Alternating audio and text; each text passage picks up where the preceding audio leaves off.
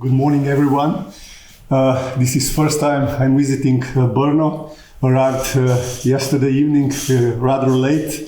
So far, so good. I'm really glad to be here and to have this opportunity to meet all of you. And for that, of course, I wish to thank to the Central European Academy and to the law faculty of the Masaryk University, and of course also to David and Michal. And I'm really glad to have this opportunity. As announced by Professor Silaji, my presentation is titled From Federation to Union, Slovenia's Journey Through Membership and Equality in Yugoslav and European Contexts. I'm a little bit afraid that I could disappoint some of you. My approach will be purely technical. I will not talk much about Slovenia. I will more or less compare the principle of equality in both systems. And please don't blame me most of the time during my presentation. I will keep my eyes on the screen because there are some things which are simply too complicated for me to be explained in English. I will begin with some introductory remarks on Slovenia's journey, referred to in the title. From the end of World War II onwards, Slovenia was a constituent unit of the Communist Yugoslavian Federation. It declared independence in 1991, joined EU in 2004, and became a member of the Schengen area and Eurozone in 2007. As other socialist and communist countries, Yugoslav Federation was founded on a principle of unity of power, the opposite to the separation of powers associated with democratic rule of law. However, it is widely accepted that the communist regime of Josip Broz Tito was milder than communist regimes of other countries of the Eastern Bloc. Key milestones in the development of Yugoslav federalism were Constitution of 46, Constitutional Act of 53, Constitution of 63, and Constitution of 74. You can see here that a new constitution was adopted nearly every decade after the World War II in Yugoslavia. And while these constant constitutional reforms may point to a planned constitutionalism as a counterpart of planned economy, this, in my view, is not at all a unique former socialist country's characteristic, as, for example, EU repeatedly amended and replaced its founding treaties over time. Yugoslav federalism can be considered as a containment federalism in contrast to unifying federalism, which takes place in the United States, for example, and reflecting the effort to forge a closer connection between constituent parts. It is also worth mentioning that communist Yugoslavia gradually moved from centralized federation under 46 and 63 constitutions to a decentralized federation with the constitutional amendments and adoption of the 74 constitution. In the end of the 80s, this is this critical period when the country was approaching disintegration, proposals for the creation of an ever looser asymmetric federation appeared, but these were unacceptable in the political climate at the time. However, with amending their republican constitutions, Slovenia and Croatia had begun paving the way for independence. And as we all know, ultimately, Yugoslav federal project ended up in bloody disintegration of the country. But in my view, this does not diminish the relevance of the post-war Yugoslav federal experience. On the contrary, this tragic outcome makes studying it all the more important. And I did study it, I think, quite thorough while writing my scientific article in the framework of our research group. And it will be published soon. Formally, the constitutional arrangement of the socialist Yugoslavia placed great emphasis on the principle of equality among nations and federal units. A good example can be found in 74 Constitution, where there are more than 60 direct references to the principle of equality among nations and republics. To be compared with Lisbon Treaty, there is only one mentioning. Here is 60. And looking at the basic principles of the 74 Constitution, there we can see this typical socialist terminology, where reference to the equality principle is linked to the common interests of the working class and working people. However, in the normative part, we can find, among other provisions, this central provision, I think, which stipulates that Yugoslavia is a federal state founded, among other principles, also on the equality of nations and nationalities, as well as equality of socialist republics and autonomous regions. And this principle is protected by Article 178, where it stands that any actions that would promote inequality of nations or republics should be considered unconstitutional and even criminal. Additionally, the 74 Constitution underscored the equal participation of the republics and autonomous regions within the Federation's governing bodies, while promoting communication, solidarity, and reciprocity. Looking at these provisions a little bit closer, one can see that in the later stage of Yugoslav federations, both chambers of the Federal Assembly were composed according to the parity principle, so that federal units were equally represented in the lower and in the upper chamber. And also considering Council of Republics and Regions as a representative body of federal units, decisions made by this council were taken by consent among the assemblies of the republics or their representatives. Similarly, the presidency of the Federal Yugoslavia and other key federal executive bodies, as well as judicial branch, were also composed based on parity. And regarding decision-making, Federal Executive Council, which was federal government in the Yugoslav federal system, issued regulations for the implementation of laws adopted by the Council of Republics and Regions with the consent of the competent republican bodies. And probably most importantly, changes to the federal constitution required the consent of all federal units. And you can see that in the later stage of Yugoslav federation, there were several elements of a confederal arrangement. And although this tendency toward confederalism may seem promising, in the Yugoslav federal system, this principle was actually enforced significantly more rigidly than in most existing federations. As I have shown, formal equality of the members of the federation based on the principle of parity was in place. There was this numerical equal representation of the republics in the federal bodies on the one hand, and decision-making by consensus in matters related to the position and rights of the federation's members on the other.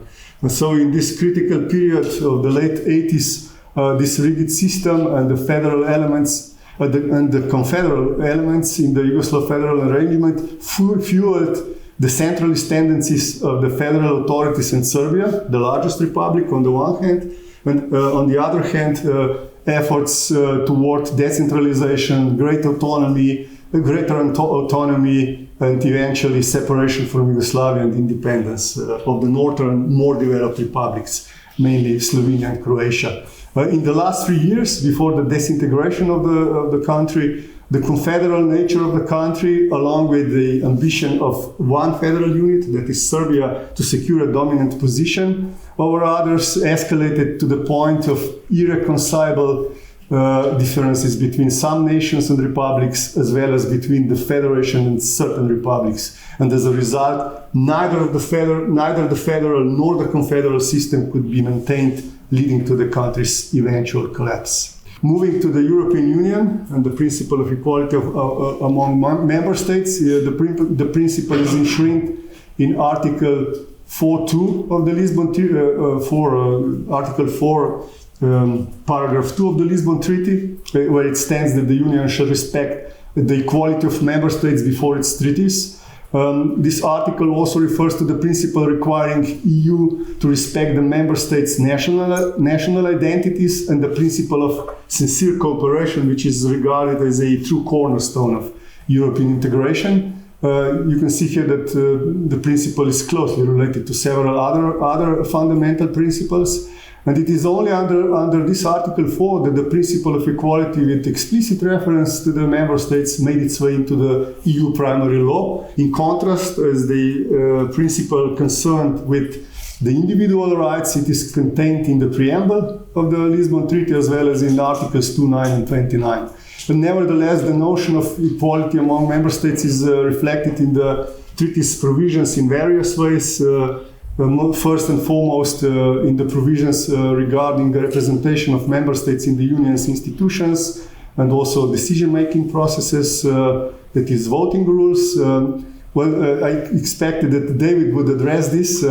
He did mention this, but did not address it explicitly. But given that I was talking about this already at the conference in Budapest, I will also not explore this in detail. I mentioned in Budapest this principle of digressive proportionality, which is the principle on which the representation of member states is secured in the European Parliament. I also mentioned this double majority system with which decisions are taken in the European in the Council of the European Union. What I will make here is only a general observation, and I would say that except for the Parliament, all main EU institutions are composed according to the priority principle, similar to the ones in the federal Yugoslavia. And this principle, of course, ignores the population size of member states, their economic development, political influence, etc., etc., thus working in favor of smaller and potentially weaker member states, formally at least. However, considering the EU institutional arrangements in general, including the voting rules, there is a tendency towards a balance between ensuring formal equality among member states and recognizing their differences. A clear tendency toward an enforcement of the principle of differentiated equality, which is also addressed as a dynamic, also advanced equality. Important implications for the implementation of the principle of equality among member states also arises from case law, of course. ECJ, in its several decisions, stated that a duty of the EU institutions is not to treat similar situations in different ways and different situations in the same way when addressing member states. And in the first place, the court uses this principle as a basis for admitting transitional period granted to the new member states, treating newer and older states differently on the ground that they find themselves in a different situation. And in the second place, according to the ECJ, the principle also sets some prohibitions for member states, such as prohibition of seeking positions of advantage to the detriment of other states. In reality, however, I think this principle, the principle of equality within the Union is challenged by at least two things. One is disparities among member states, and the other thing is this notion of differentiated integration. Regarding disparities among member states, it should be emphasized here, I think, that in terms of economic development, political influence, and so on, of course, member states differ among each other, and despite its legal recognition, the principle is often compromised by power asymmetries among members. Larger economies such as Germany, France, wield greater influence in shaping EU policies in areas requiring economic coordination, such as economic and monetary union. The principle of equal treatment of member states is further challenged, as I said, by the notion of differentiated integration. Rossi, in her chapter, claims that this notion actually seems to overshadow the principle of equality among member states, given that differentiated statuses among member states can be introduced under the treaties and or protocols. Just to illustrate, some countries opt out of specific policies, such as Schengen area or Eurozone. And another example is that a differentiated status can be set up by relieving member state of obligations it would otherwise have under the relevant treaty. An example being Protocol number 30 on the application of the EU Charter on Fundamental Rights to Poland and UK before the Brexit. And last but not least, this was mentioned by David already in relation to European Commission, EU enforcement mechanisms sometimes apply differently to different states. In cases of the rule of law, disputes, the ECJ and the Commission have been criticized for selective enforcement of legal obligations and in general EU law. To conclude, although there are clear differences between the Yugoslav and EU approaches, they seem more similar than they might appear at first glance. For example, and I already mentioned this example, in the Yugoslav federal system, actions that would promote inequality between the nations or republics were prohibited and considered unconstitutional and even criminal. Similarly, in the EU system, the ECJ established that the principle of equality among member states sets the prohibition of seeking positions of advantage of some member states to the detriment of others. Moreover, although implemented in different ways, the principle of equality among constituent parts played and still plays, in the case of European Union, very important role in both arrangements. And interestingly, in both systems there were and still are, regarding European Union, impulses of dissatisfaction over the way the principle was and still is implemented. For example, in Yugoslavia, the formal rigid approach was perceived as unfair by different republics for different reasons, and somewhat similar union's law, which tends to enforce the notion of proportional equality and differentiated integration, has been criticized by different member states for selective enforcement of legal obligations and the rule of law. And these similarities notwithstanding, an important distinction should be made here. This is my last point.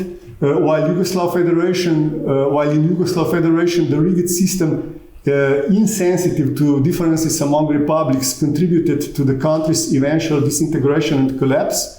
In contrast, in the EU, it is precisely the notion of differentiated integration, no matter how controversial, what helps keeping union together. Thank you very much.